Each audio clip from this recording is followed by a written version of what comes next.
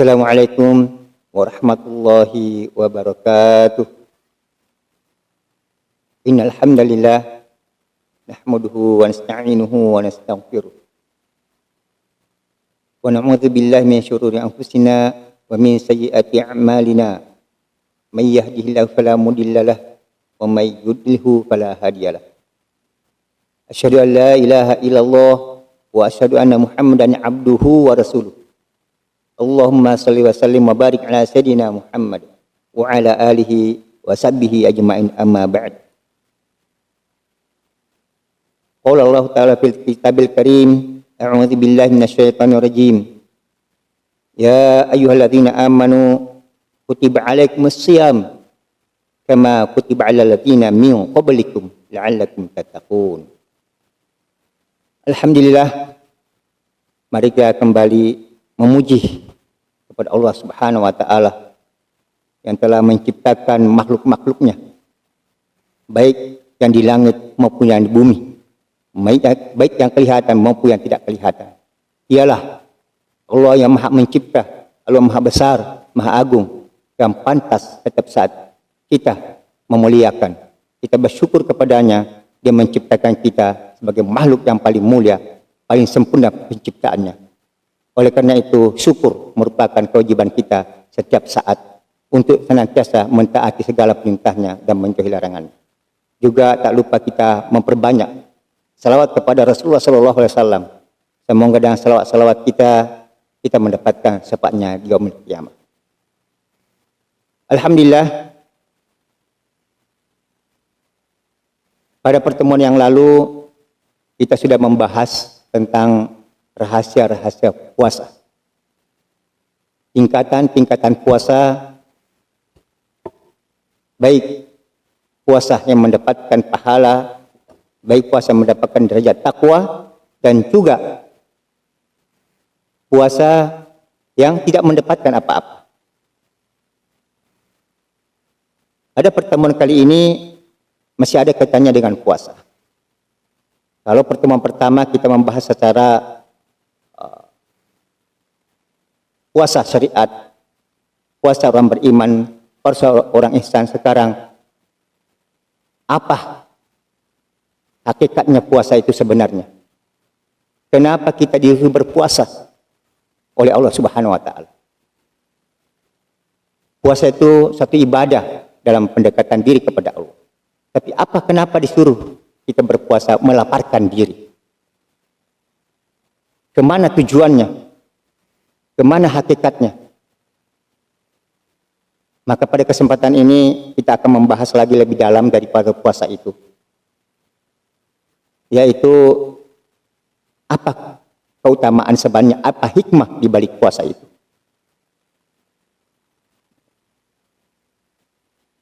Sebelum kita melanjutkan, saya akan mengangkat satu hadis dari Rasulullah SAW.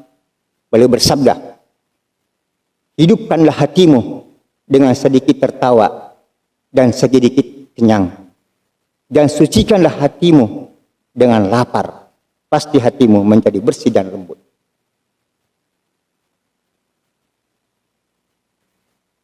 Kemudian hadis lain mengatakan, Rasulullah bersabda yang artinya, perangilah nafsumu itu dengan lapar dan haus. Nah, inilah yang kita kaji, bahwa untuk apa kita melaparkan diri berpuasa ini? Tidak lain adalah bukan sesuai dengan sabda Rasulullah, untuk memerangi hawa nafsu. Lalu apa hikmah puasa itu? Apa keutamaan lapar itu, melaparkan diri? Maka pada kesempatan ini ada 10 keutamaan lapar, di mana sumbernya sama dengan ulama yang terdahulu, tapi dari Al-Imam Al-Ghazali, dari kitab yang sama. Beliau mengutarakan ada 10 keutamaan lapar, dan ada 10 juga keburukan orang-orang yang senantiasa mengenyangkan perutnya dengan makanan. Beliau mengatakan, barang siapa melaparkan dirinya karena membenarkan apa datang dari agama mengenai keutamaan lapar itu, maka dia mendapatkan manfaat daripada lapar itu sendiri. Meskipun dia tidak mengetahui alasan manfaat itu. Jadi barang siapa melaparkan perutnya, dia membenarkan bahwa itu perintah Allah. Walaupun dia tidak tahu keutamaannya, tidak tahu khasiatnya, apa kata beliau, tetap dia mendapatkan manfaat dari laparnya.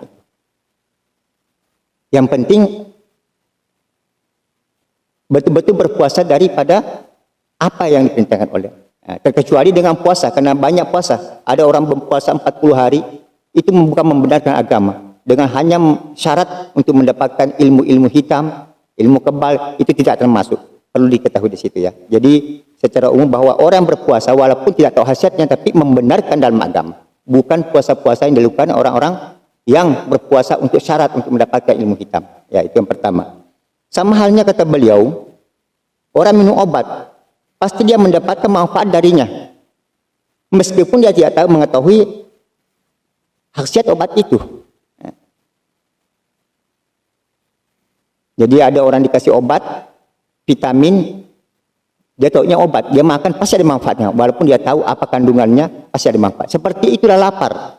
Jadi orang yang berpuasa, melaparkan dirinya, membenarkan dalam agama, dia akan mendapatkan manfaat. Apalagi kalau kemudian dia mengetahui khasiatnya.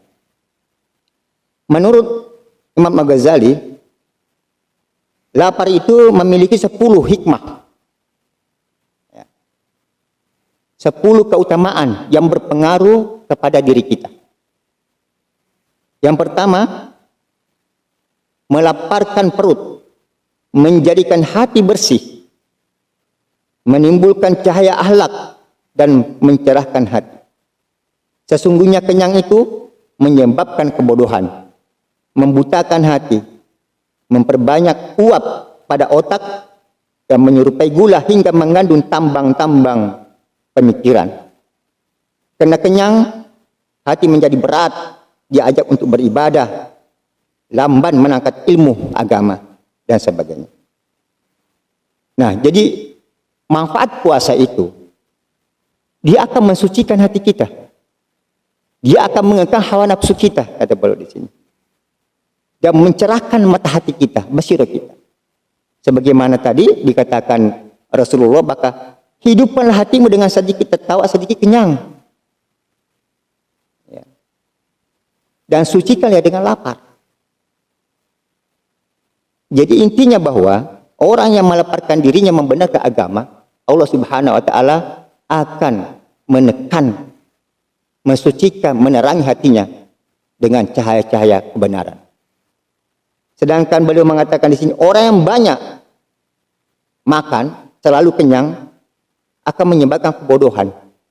Kebodohan yang dimaksud di sini bukan intelektual, tapi kebodohan spiritual. Ya. Akan membutakan hati, sehingga memperbanyak uap katanya. Jadi orang-orang yang banyak makan pemikirannya itu dunia.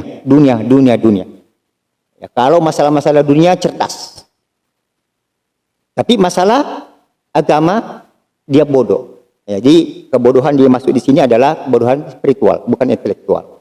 Karena banyak orang kafir pintar secara intelektual, selalu kenyang, tapi dia nggak buta hatinya. Jadi juga karena kenyang, hati menjadi berat, diajak beribadah. Itu boleh dilihat, orang banyak makan di sore hari, susah untuk sholat malam, paksa. Ya, susah untuk beribadah. Bahkan sholat siang pun zuhur bisa terlambat, karena dia banyak tidur. Dan lamban menangkap ilmu agama. Nah, jadi bukan ilmu yang lain. Diceramai berkali-kali, baik itu ayat, hadis, susah masuk ke hatinya. Karena hatinya tertutup dengan nafsu. Jadi banyak lapar menerangkan hati, banyak makan membutakan hati, susah menangkap ilmu, susah diajak beribadah. Dan itu kenyataan. Boleh kita memeriksa diri kita, apakah benar apa dikatakan beliau atau tidak. Tentu ini ada satu resep diberikan oleh Rasulullah melalui hadis, perangilah nafsumu dengan lapar dan dahaga.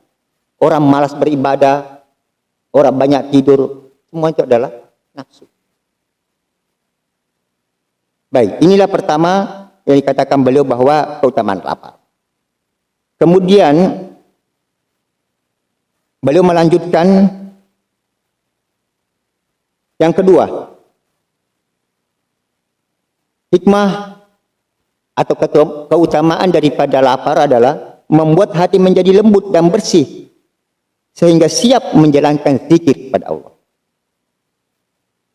Banyak sekali zikir yang melintas pada lidah seseorang, tetapi hatinya tidak merasakan kenikmatan dari ucapannya itu. Seakan-akan antara lisan dan hati mereka terdapat tembok penghalang yang begitu tebal, karena hati itu keras hatinya. Nah, jadi tentu di sini kita bisa melihat, beliau mengatakan banyak orang berzikir hanya lisan, bahkan zikir, istighfar, baca Quran, tapi tidak melibatkan hati dan pikiran. Ucapan itu tidak akan masuk ke hati karena ada hijabnya berupa nafsu. Hati kita kotor, hati kita sakit, hati kita bahkan tertutup. Maka beliau mengatakan di sini banyak sekali orang berzikir hanya di lisannya, tidak pernah menembus ke hatinya. Seakan-akan ada tembok yang besar. Zikir-zikir yang demikian ini tidak akan berpengaruh pada hati. Maka ibadah-ibadah lahir, baik itu zikir, baca Al-Quran, sholat, tanpa menghadirkan hati dan pikiran, itu tidak ada nilainya di sisi Allah. Maka lapar dan senantiasa lapar dengan betul-betul meyakini bahwa ini perintah Allah dengan tujuan untuk melawan nafsu, insya Allah Allah akan menjadikan hati kita lembut sehingga mudah menerima nasihat, mudah menerima daripada perintah-perintah Allah, mudah melakukan ringan, tidak berat. Sholat tidak berat, baca Quran tidak berat, dan juga berpengaruh kepada hati. Nah, itulah bahwa puasa menjadikan lembut, bersih sehingga menjalankan sinopati. Nah, jadi banyak kenyang, maka zikir-zikir kita, istighfar kita, baca Quran kita hanya sebatas di mulut, tertahan di tenggorokan, tidak masuk kepada hati karena kita terlalu banyak kenyang. Kemudian beliau melanjutkan yang ketiga, lapar menyebabkan pecahnya, hancurnya dan hilangnya sifat-sifat sombong, ya. Menjadikan hancurnya sikap mengkufuri nikmat Allah. Padahal kufur nikmat merupakan dasar kejahatan dan kelalaian terhadap Allah. Jadi di sini kalau orang sering satu terapi hati, penyakit untuk menyembuhkan hati, penyakit yang namanya togo, sombong, itu harus melalui lapar. Salah satunya. Di antara tahapan-tahapan untuk menghilangkan sifat sombong ini, salah satunya daripada lapar. Karena orang yang keras hatinya tidak akan menjadi tawadhu. Orang yang diseliputi nafsu tidak akan menjadi tawadhu. Karena lawannya sombong ada tawadhu. Dan tahapan untuk tawadhu yang pertama adalah sering-sering melaparkan perut. Karena kalau sering makan kenyang, hati menjadi keras, maka tidak akan lembut.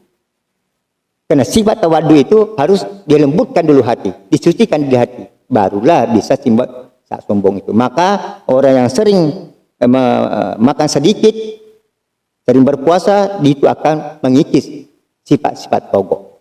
Salah satunya dari tahapan untuk mencapai derajat daripada tawadhu. Selagi manusia tidak pernah melihat kehinaan dirinya dan kelemahannya, maka dia tidak dapat melihat kemuliaan dan kebersaan Allah. Nah, apa maksudnya di sini? Orang yang buta hatinya itu tidak pernah melihat kekurangannya, selalu sempurna. Ya. Dan orang yang demikian susah untuk melihat keagungan kemuliaan Allah, yang hatinya sudah diseliputi dengan sifat-sifat kesombongan. Merasa dia yang paling alim, merasa dia yang paling berilmu. Maka tertutup hatinya untuk melihat kemuliaan Allah, kata beliau. Sesungguhnya kebahagiaan manusia adalah bahwa ia terus-menerus menyaksikan dirinya dengan hina dan lemah di mata Allah.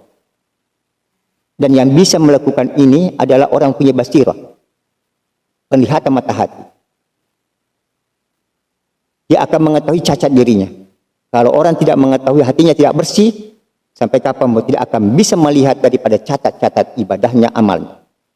Dia merasa ikhlas, merasa sempurna. Ini adalah sifat-sifat, lalu tidak akan menyaksikan kemuliaan Allah.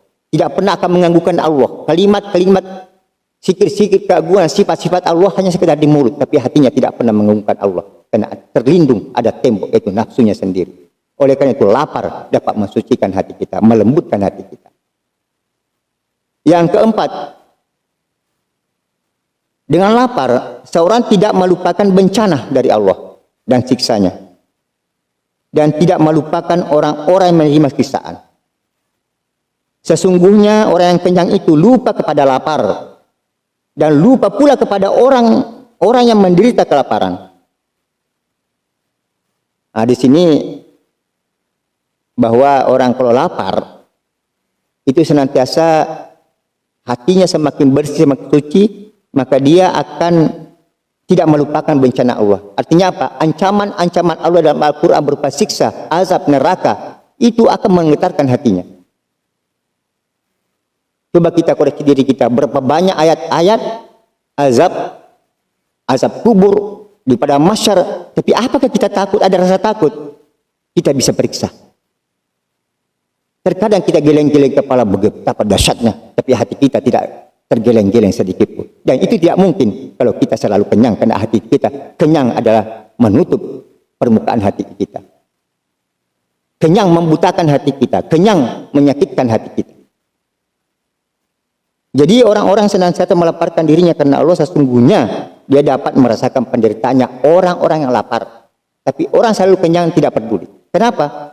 Bagaimana orang yang anak yatim, orang miskin yang kelaparan, pasti akan tersentuh hatinya karena dia merasakan bagaimana rasanya lapar, sehingga ada empati untuk membantu bersedekah kepada orang-orang yatim piatu karena hatinya lembut dengan kenyang. Tapi orang-orang yang senantiasa mengenyangkan perutnya, maka terhalang, walaupun dia tahu mungkin menguraikan itu tentang lapar, tapi hati tidak tersentuh. Keagungan Allah, asap Allah kita baca, tapi tidak pernah rasa takut di hati kita.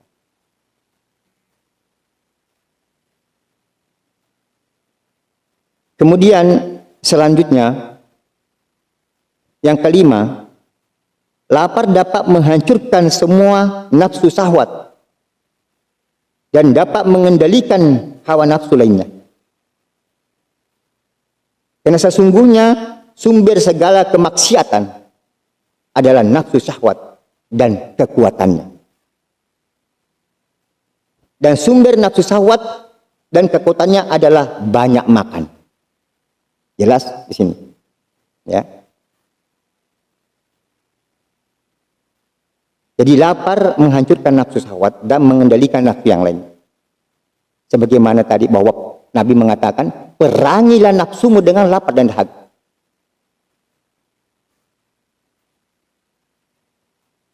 Jadi orang yang tidak berperang, namanya memerangi nafsu itu tidak mengikuti kemauan nafsu, bisikan hatinya. Mau ini, mau itu, mau itu. Kalau dia menuruti kemauan hatinya, itu bukan melawan, tetapi menuruti. Nah, di sini disebutkan bahwa sumber segala kemaksiatan ada nafsu syahwat dan kekuatannya. Dari mana kekuatan nafsu itu? Dari banyaknya makan, kata beliau. Bahkan beliau pernah bersabda di sini salah satu hadisnya, tidaklah satu wadah, kata beliau, yang paling dibenci oleh Allah di muka bumi ini kecuali perut yang senantiasa kenyang. Masya. Dan masalah makan ini sudah diatur dengan detail oleh Allah melalui Rasulnya. Apa kata Rasulullah? Makanlah beberapa suap untuk menegakkan tulang punggungmu beribadah kepada Allah. Kalau tidak bisa makan sedikit begitu, sepertiga untuk makan, sepertiga untuk minum, sepertiga untuk bernapas, sepertiga. Detail sekali. Sehingga di sini dikatakan dalam hadis yang diriwayatkan dari Abu Hurairah, yang diriwayatkan oleh Ibnu Majah, beliau mengatakan, barang siapa kenyang dan banyak tidur, pasti hatinya keras. Ya. Kemudian beliau bersabda lagi, setiap itu mempunyai zakat. Dan sakatnya badan adalah lapar. Nah, inilah bahayanya kenyang. Ya. Bahwa tidak ada suatu wadah, itu ancaman luar biasa. Yang paling dibenci oleh Allah dia, kecuali perut yang senantiasa kenyang. Dan Rasulullah dan sahabat mencontohkan, Rasulullah hanya sekali makan. Itu pun makan roti, kadang-kadang roti dengan air, kurma dengan air. Maka ini bahayanya makan. Detail sekali masalah makan ini. Tapi kenapa kita tidak mengikuti ini? Justru sebaliknya, kita berpesta pora dengan makanan, apalagi bulan puasa. Bahkan ada ulama mengatakan, Ibnu Jauzi mengatakan dalam kitab yang lain, barang siapa di bulan suci Ramadan ada makanannya berbeda, ada tambahan berbeda selain bulan Ramadan, di situ ada syahwat. Padahal hakikatnya kata beliau untuk menahan syahwat dari keduniaan, dari makan, minum, pakaian dan sebagainya. Ini dari makanan kita. Coba lihat sekarang, godaan itu cukup banyak. Bulan puasa timbul pasar Ramadan, timbul ini makanan. Apabila terbesit dalam hati kita untuk membeli berbuka, dan lebih daripada itu ada syahwat di situ. Padahal hakikatnya puasa menahan itu. Bahkan dikatakan barang siapa berpuasa di siang hari, tapi terpikir hatinya bahwa dia akan membuka ini, membuka itu adalah bisikan nafsu. Nah, kalau dia mengikuti apa bisikan nafsu itu, berarti dia telah merusak puasanya secara hakikat. Walaupun secara syariat puasanya sah. Karena keinginan itu, mau makan ini, mau makan itu adalah keinginan hawa nafsu yang tersembunyi. Yang memang ini adalah perkara hati yang tidak terlihat. Kecuali orang-orang mengetahui perkara-perkara bagaimana maksudnya nafsu, bagaimana tabiat hawa nafsu dalam hati kita, sehingga mempengaruhi kita untuk mengikuti kemauannya. Ini masalah makanan. Lalu bagaimana dengan puasa kita? Bagaimana kita berbuka? Kita disuruh berbuka hanya kurma dengan air putih, tidak lebih dari itu. Karena dikatakan di sini juga, barang siapa berpuasa di siang hari, kemudian dia berbuka dengan membalas dendam, banyak makan, sesungguhnya hakikatnya tidak berpuasa. Hanya mengubah jadwal makan. Makan pagi, makan siang, jadwalnya dirubah, dihabiskan pada siang hari. Hanya mengubah jadwal makan, kata beliau di sini. Jadi yang perlu diingat adalah bahwa banyak makan sumber daripada nafsu dan syahwat. Justru mengurangi makan, membatasi makan, berarti membatasi kecenderungan hawa nafsu. Ciri-ciri nafsu itu maunya puas. Ciri-cirinya makan dengan iman, ibadah, tidak puas, sedikit, separuh saja. Tapi kita sampai ke leher kadang-kadang.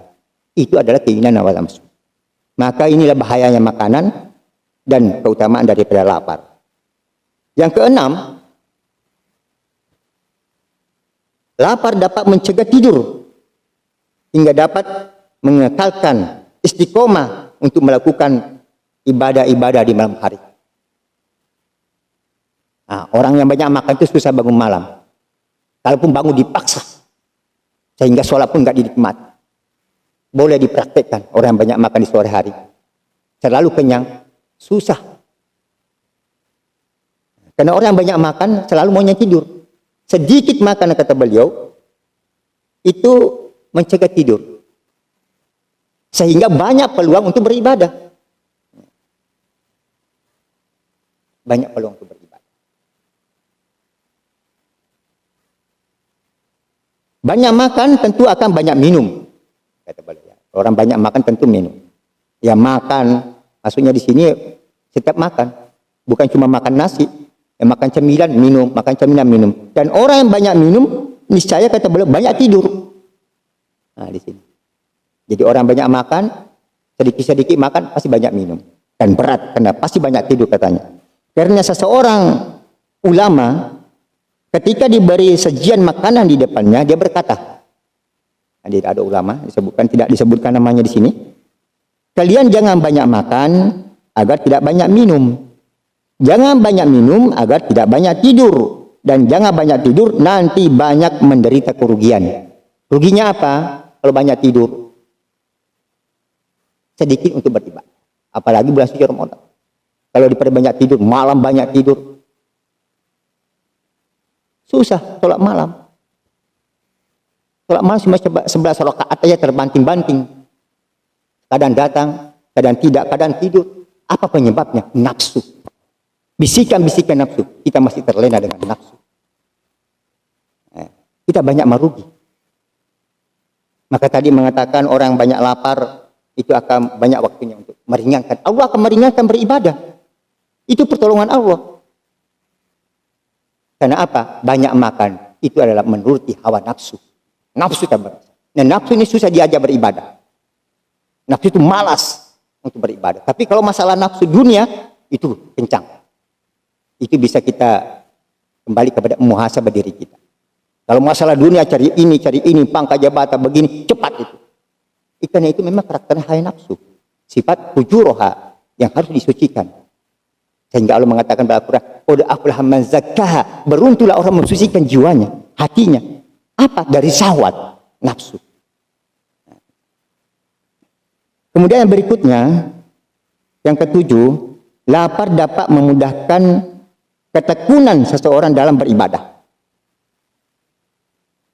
Lapar dapat memudahkan ketekunan beribadah. Ringan semua ibadah, karena di sini nafsu. Karena semakin banyak melaparkan diri, bukan cuma berpuasa, sedikit makan melaparkan, baik di siang maupun di malam hari, Allah akan meringankan. Datang pertolongan Allah, karena tanpa pertolongan Allah, Allah menolong kita kalau nafsu kita berusaha. Allah tidak akan merubah nasib seseorang.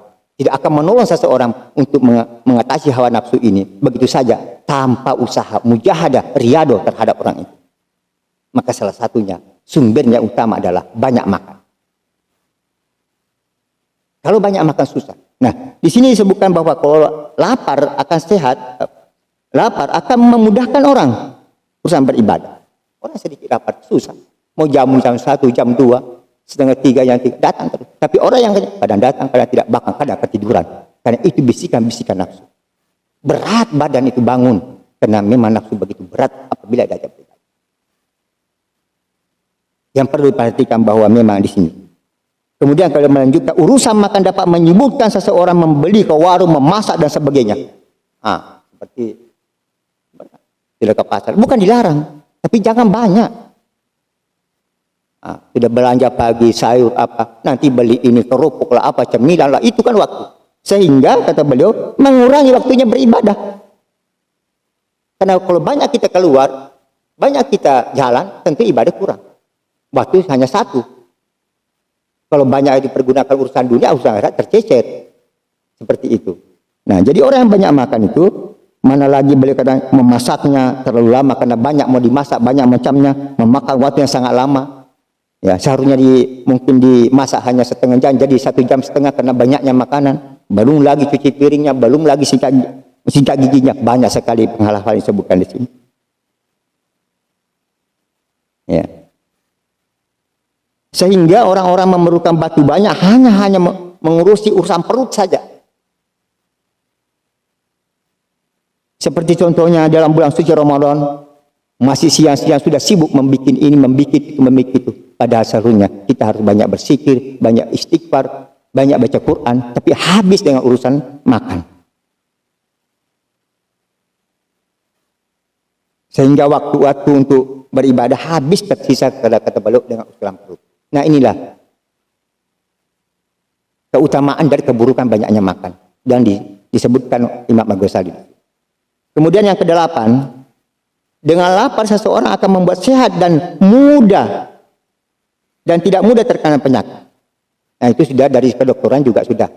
Ya, kita nggak usah dijelaskan masalah ini. Artinya kita semua tahu kalau ke dokter disuruh sedikit makan. Jadi perintah Rasulullah sedikit makan ini secara medis juga Kenyataan bahwa kalau tidak keluar sakit sedikit makan, jangan banyak makan. Banyak makan. Karena sumber segala penyakit adalah perut, banyaknya makan. Nah, itu sebabnya Rasulullah melarang kita banyak makan, sedikit saja. Sebab timbulnya penyakit karena banyaknya mengkonsumsi makanan. Di dalam makanan terdapat zat sisa-sisa terkumpul dalam perut serta aliran darah. Banyak orang yang kemudian gulanya tinggi, tekanan lemaknya melebihi kadar normal dan sebagainya. Hal-hal seperti ini kata beliau menjadi tubuh tidaklah sehat. Dan jika tubuh tidak sehat, seorang akan terganggu dalam melakukan ibadah. Nah, kalau kita sakit, tidak sakit aja malas kadang-kadang, ya. Tidak sakit saja, sehat badan, kadang-kadang juga terlambat sholat, tidak sholat malam, tidak baca Quran 1 juz 2 juz per hari, berat karena nafsu. Apalagi memang kalau sakit, boleh-boleh sudah berhenti dengan alasan sakit, khusus pada masih bisa beribadah. Terlebih-lebih, tadi beliau, penyakit yang menyerang adalah hati. Ya. Kalau sudah terserang karena penyakit hati, penyakit malas, ini adalah penyakit hati yang kita bahas tadi, penyakit lahir. Lebih-lebih kalau sudah gabung itu, maka habislah ibadah itu. Berat sekali untuk beribadah. Inilah akibatnya banyak makan. Membuat hati kita sakit, membuat hati kita buta, membuat hati kita tertutup, dan penyakit lahir pun banyak. Karena sumber dari penyakit adalah banyaknya makan. Kemudian yang kesembilan, kata beliau, dengan lapar seorang menjadi hemat. Nah, ini secara akal bisa ditangkap. Ya. Orang yang makan sedikit tentu belanjanya juga sedikit. Ya. Hal ini merupakan hidup sederhana sesuai dengan Islam. Di sana. Berbeda dengan orang yang suka makan, tentu biayanya hidupnya lebih besar. Jika kebutuhannya lebih besar, seorang akan bekerja keras, bisa mencari harta, dan bahkan boleh-boleh jadi tidak secara halal. Dia menjadi rakus, ya, menjadi rakus tidak hanya terhadap makanan, tetapi rakus terhadap dunia, cinta dunia. Ya. Jadi kalau syahwat dari makan itu tadi akan terdampak kepada gila harta, gila pangkat, gila jabatan, gila gelar, mau dipuji, itu akan itu. Karena itu dari nafsu semua. Itu adalah tabiat hawa nafsu. Maka untuk menimbulkan sifat tadi tawadu, harus dengan banyak melaparkan diri. Nah. Jadi tadi ini hemat, ya, jadi orang jelas gitu. Nah, bahkan dikatakan di kitab yang lain, ya, Ibnu Qayyim al-Jauziyah dalam kitabnya, bahwa barang siapa yang pengeluarannya bulan suci Ramadan lebih banyak daripada bulan lain, itu ada syahwat. Seharusnya hemat. Kenapa kita berpuasa? Maka yang tadi mungkin sehari 25.000, seharusnya ya mungkin 20.000 atau 15.000. Tapi pada kenyataan sekarang pengeluaran per hari mungkin 10.000, melonjak 20.000, itu ada syahwat. Ada syahwat di situ. Seharusnya kan hemat. Sesuai dengan kesembilan ini. Seharusnya bulan suci Ramadan itu pengeluaran kita sedikit. Kenapa? Kita berpuasa. Tapi karena kita mengikuti nafsu, makan banyak, menyediakan nafsu, pengeluaran lebih banyak. Dan itu pada umumnya begitu. Orang-orang terdahulu, orang salafus salaf, orang-orang ulama terdahulu, ya apa dimakan kemarin sebelum puasa, itu juga saya sudah puasa. Bahkan dikurangi. Bukan ditambah. Karena dia mengetahui bahwa hakikatnya puasa itu menahan keinginan hawa nafsu. Bukan justru menuruti kenafsu. Jadi apapun bisikan terhadap diri kita untuk makan ini, makan itu, berarti kita menuruti hawa nafsu. Dan nafsu apabila dituruti, dia tambah besar, tambah kuat. Kemudian yang terakhir di sini kata beliau, dengan lapar memungkinkan seseorang mengutamakan orang lain. Gemar bersedekah dengan memberi makan kepada anak-anak yang yatim maupun fakir miskin. Dengan demikian kelak di hari kiamat dia berada dalam naungan sedekahnya. Jadi orang-orang yang sudah lapar itu dia merasakan penderitaan orang lain yang kelaparan, sehingga timbullah empati untuk memberi makan, bersedekah semampunya. Nah, orang yang tidak bisa merasakan bagaimana rasanya lapar itu akan tertutup untuk itu. Nah, bahkan di sini beliau mengatakan apa yang dimakan maka gudangnya adalah kapus WC. Artinya ini perumpamaan dipasangkan. Coba lihat. Kita makan yang manis, yang tidak manis, yang pahit, ataupun yang kecut, semuanya. Jus ini, jus itu, makan ini. Apa kata beliau di sini? Ujung-ujungnya juga di WC. Nafsu itu ada di tenggorokan, kata beliau. Kita makan itu hanya sekedar di lidah, dirasakan dekat tenggorokan. Masuk perut, maka tidak ada lagi kelezatan. Hanya sejengkal, kata kenikmatan itu. Begitulah dunia. Maka jangan tercecoh dengan sejengkal di tenggorokan itu. Dia makan makanan. Bahwa makanan apapun yang kamu makan, warnanya, jenisnya, bagusnya, berbagai macam manis, berbagai macam bentuknya, ujung-ujungnya juga di WC. Yang manis, yang bagus, berwarna ini, ujung-ujungnya juga busuk. Kata beliau, itu jadi apa? Yang kita makan tadi itu. Coba kita pikirkan. Ini beliau mengajak kita berpikir. Apapun yang kamu makan, ujung-ujungnya adalah bau, menjadi kotoran, ujungnya jadi WC. Begitulah kata beliau, begitulah dunia. Yang kamu sekarang mengikuti syahwatmu, hanya sejengkal tenggorokan kamu, makan kamu tidak fokus beribadah, tidak fokus mengambil mutiara-mutiara yang terbaik dalam suci Ramadan, karena tergoda dengan hal-hal keduniaan. Masya Allah, ini kita pada renungkan, bagaimana puasa kita ini, apakah seperti ini? Maka orangnya itu, keutamaan lapar 10 ini dan juga keburukan kencang 10 ini, mari kita koreksi diri kita. Puasa kita tidak akan berpengaruh. Boleh saja puasa itu secara lahiriah, puasanya orang umum itu sah, tapi tidak mendapatkan apa-apa. Mutiara-mutiara bulan suci Ramadan dapatkan karena tergoda dengan godaan-godaan nafsu, tidak mendapat, terlena, terfokus ke situ, sehingga mutiara-mutiara bulan suci Ramadan tidak dapat, dan mungkin ada mendapat sedikit. Maka perlu diketahui di sini bahwa pengobatan hati yang paling manjur adalah puasa. Tapi ingat, puasa bagaimanakah yang bisa mensucikan hati? Allah memberikan satu resep, Rasulullah memberikan resep. Resep itu biasanya kalau kerja ke dokter ada resepnya, tapi ada pantangannya.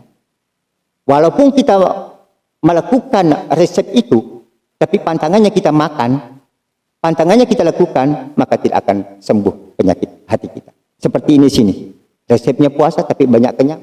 Begini-begini sudah dijelaskan. Oleh karena itu, mari kita mengoreksi diri. Perangilah, Rasulullah mengatakan, perangilah nafsumu dengan lapar dan haga. Dan saya mengulang lagi, bagaimana kata beliau di sini adalah, hidupkanlah hatimu dengan sedikit bicara, sedikit tertawa, dan sedikit makan. Dan sucikanlah dia dengan lapar, pasti hatimu menjadi bersih dan lembut. Dan kemudian